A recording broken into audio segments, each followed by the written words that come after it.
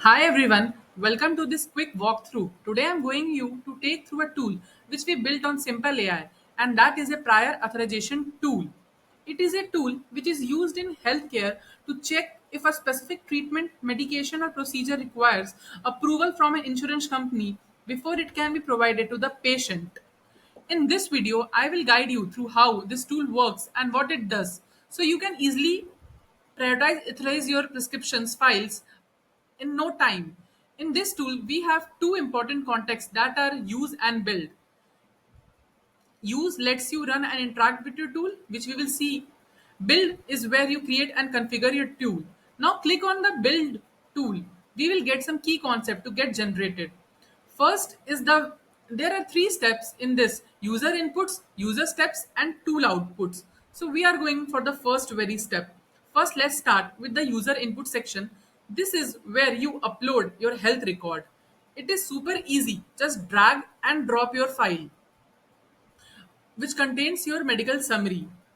Now you can see here I have set it accept the file and string format. The variable of this step is treatment files. Now moving to the very next step. This is the step which is PDF to text. This is the heart of the tool where the magic happens. The tool will take the PDF file you have uploaded and convert it to text.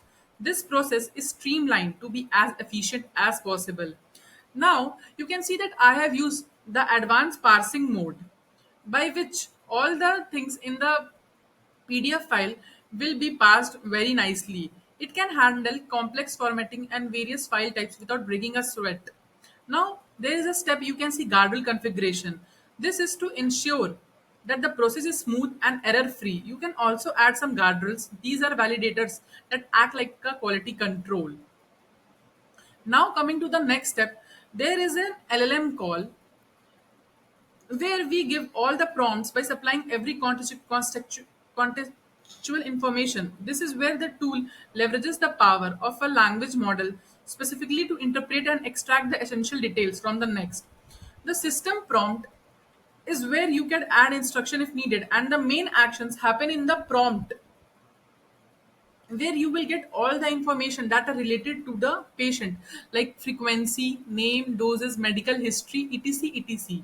Now you can use the model of your choice which is added in a workspace like GPT-4, GPT-4 mini. So here I am using GPT-4o. Now in the next step,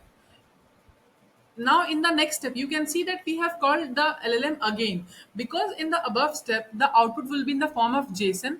And now in this LLM call, it extracts all the information and it will be converted into a simple text in the form of a structured manner. Here you can see that we have given the prompt which contains the same information. Now, in this step also, we can add the model of our own choice and the guardrails also to ensure that the process is smooth. And there, this act as an additionally safety net to make sure that the LLM call is executed smoothly and the results are reliable. Now let's move on to the key feature of this tool, the output section.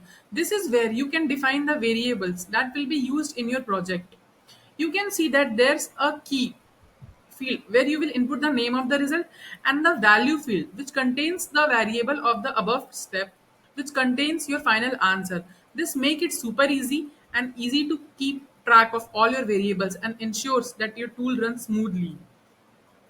You can go ahead and now save the tool,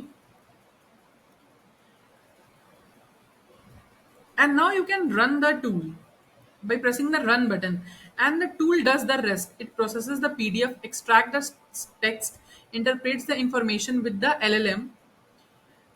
If you have given the structured output you need, it's that simple. If everything is configured, now you can see that now you can see that PDF is converted in the form of text, and there is an LLM call which converted the result in the form of JSON.